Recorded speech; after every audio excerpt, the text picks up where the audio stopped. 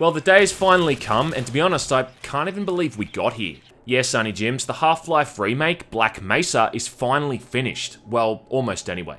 Developed by Crowbar Collective, Black Mesa is a fan-made remake of Half-Life in the Source engine, announced way back in 2005. Up until recently, the game has been pretty much complete, but just lacking the final few chapters set on Zen, which was the final obstacle Gordon Freeman had to overcome in the original game.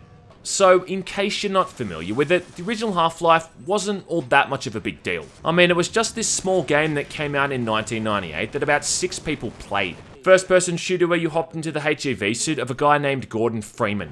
They're waiting for you, Gordon, in the test chamber. Gordon worked for a top-secret corporation called Black Mesa and inadvertently opened a portal to another dimension, unleashing otherworldly beings that ran amok and turned the base into a war zone. The whole thing was okay, I guess, but it only really ended up with a small cult following, which still lives on to this day. So if you haven't played it, it's no big deal, you didn't really miss much. You know, the saddest thing too is that there's some people probably watching this who didn't pick up on my sarcasm.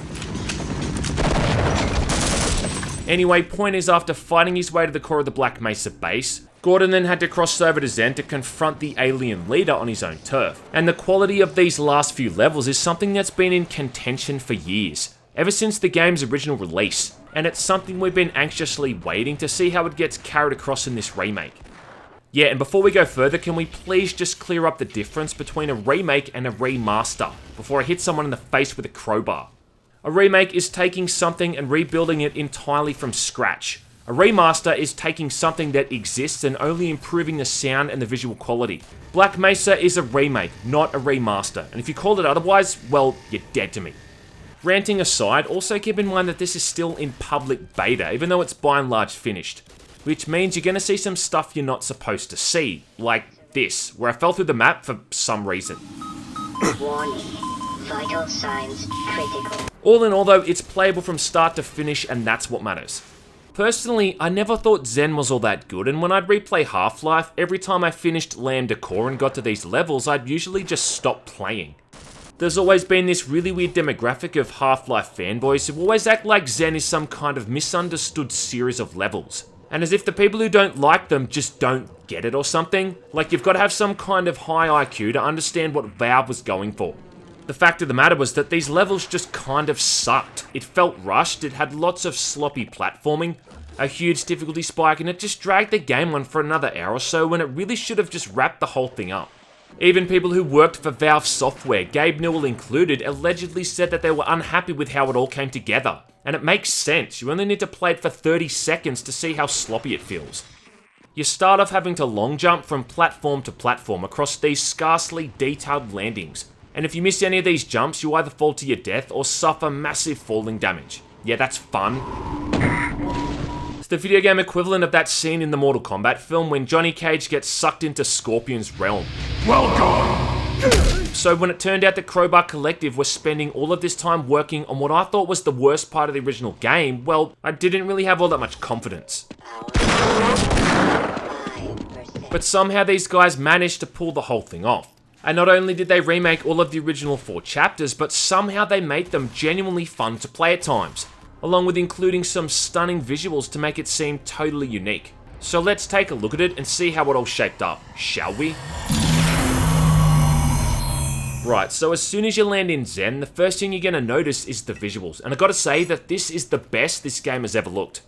The first area you dropped in just looks amazing, with this really cool draw distance and a serene vista, with large creatures resembling giant stingrays flying around off in the distance. There's also this really great ambient soundtrack that almost kind of feels at odds with the chapter's hostile undertones. The music was composed by a guy named Joel Nielsen, whose work in the other chapters I found to be a little bit out of place at times, but most of his stuff throughout these Zen chapters just really seems to work. They somehow managed to mix things up pretty well too from area to area. You'll long jump across floating platforms, explore caves with basalt columns, and there's often algae hanging from the ceilings or large stalactites. Then combine it all with these gorgeous lighting and water effects and you've got a pretty damn good looking game. This comes at the expense of the performance though, and you can expect the game to chug along here and there. But I think artistically these new chapters are just fantastic and I can't really fault the art style.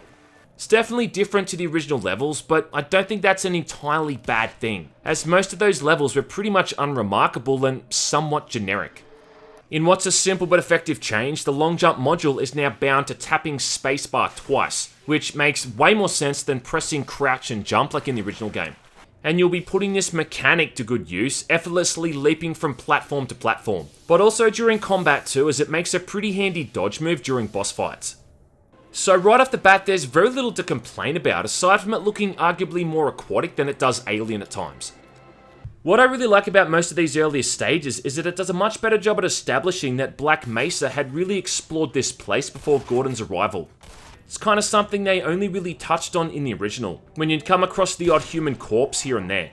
In Black Mesa, you'll come across various camps and makeshift labs, which really emphasized that the Lambda team had set up shop here. Then as you get deeper and deeper into these levels, these outposts become far less frequent, emphasizing that at this point you're really in uncharted territory. My only real major complaint about these first few areas is the overusage of the hound eyes. I mean, there was a few of these things in the original game, but not this many. And on top of that, there's even a couple new variants, including smaller ones that explode when killed, and a bigger armored kind as well. This bit too, when you have to avoid all of these tripwires, is just annoying as hell, but just in terms of the basic logic, it makes no sense. Like, why would someone have spent all of this time setting up tripwires like this in some random tunnel on some interdimensional border world? Still, these first few areas are pretty enjoyable and creative, combining platforming, combat, and some basic puzzle solving, moving things along at a nice pace and never feeling bogged down. First impressions, like they say, are the most important, and Zen is off to a good start. Up next is the boss fight against Gonarch, and again, this whole area is really visually impressive, maybe more so than the first chapter.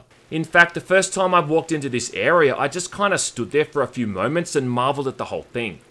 Gonarch won't show up until you've turned on these 3 switches, but then when she comes out in something of a cinematic, it plays out pretty much like the original game, where you've just gotta hit her with all your best weapons before she runs off like a little bitch.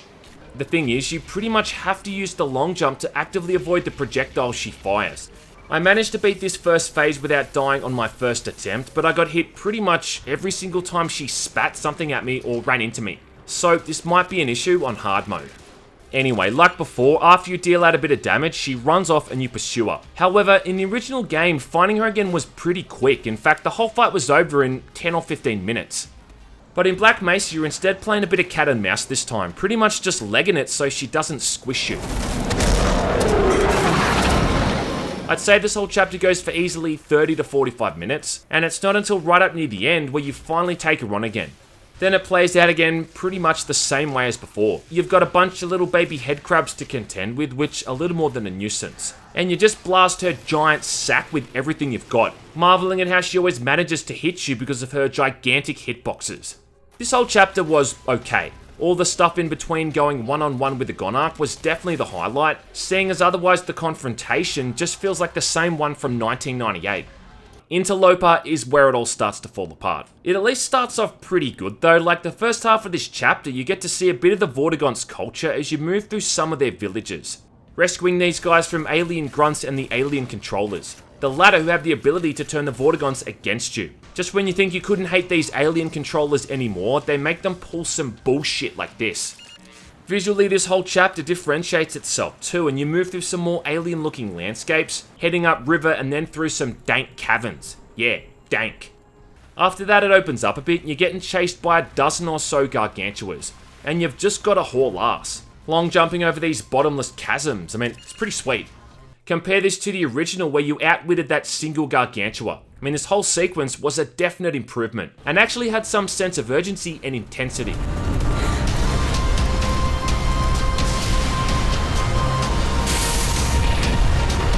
Then you get to the factory though, and that's where it all goes to shit as you move up this never-ending series of conveyor belts, doing some basic platforming and having to shut down like a dozen force fields along the way.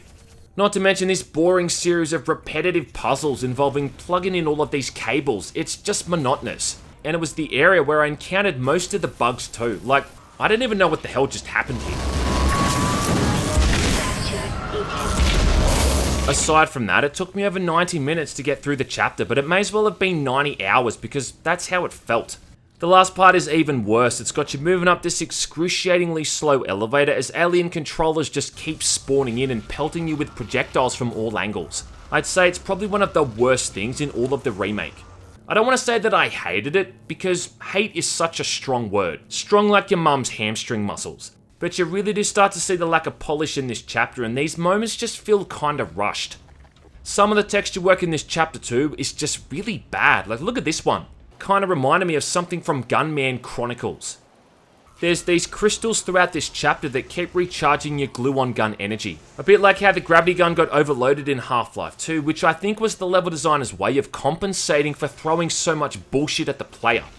But this whole factory part of this chapter is just kind of awful, and I actually had to just close the game afterwards and take a break to get my head back together. I was so irritated I was ready to punch a kitten in the face. Interloper, I think, has always been one of the worst chapters of the original game. I think it's probably as disliked as On a Rail was, but at least it didn't take over an hour to get through. If the whole intention of this remade chapter was to rekindle my hatred with this portion of the game, well, mission accomplished. I won't spoil the end boss and the ending, even though most people already know what that is, but I will say that thankfully they do turn it all around for the finale, so 3 out of 4 chapters ain't so bad. One of them was bound to be worse off than the others. The final boss fight has been reworked slightly to be less tedious. The low gravity from the original fight is gone, so it doesn't feel like you're moving around underwater, and the boss doesn't shoot those teleporting portals anymore. It also puts that long jump module to good use strategically to dodge all the attacks he uses, and there's a definite charm in watching the original ending being redone in the source engine. It's actually an improvement on the original boss fight. Yeah, amazing. I am impressed. The only thing I'm not sure about is the length of all of this. The original Zen chapters would have maybe taken an hour or so to get through. The Zen chapters in Black Mesa took me close to 4. Keep in mind too that if you're playing all of this for the first time, this is probably after the 10 or so hours it took to get this far to begin with. It's a good length in the sense that it justifies the price and the time they spent making it. Lord knows it took them long enough, but I'm not sure if it would fit in well with the preceding campaign. I mean, I'd have to play it from start to finish, but I think it might even make the end of the game seem even more bloated than it was to begin with. I just don't feel... Gordon doesn't need to hear all this. He's a highly trained professional. Black Mesa is a real sum of its parts kind of game. I mean, if you just look at Zen by itself, which is what I've been doing, it is easy to nitpick the whole thing and find all of these faults. But in the grand scheme of things, the remake on the whole is just fucking phenomenal. I think that's the biggest thing I've learned over the years with my experiences with this game. Going from someone who really didn't like it at all, to someone who could see the potential it had, to finally someone who can simply appreciate it as the result of people working on something passionately for over a decade. And you know what? I can't really hate on that. Of course, I'd never recommend someone playing this before they play vanilla Half-Life, but as a remake of one of the most fundamental first-person shooters of all time, I think Crowbar Collective has done as good a job as anyone could have done at bringing the whole thing to life. We may not have Half-Life 3, but at least we've got this.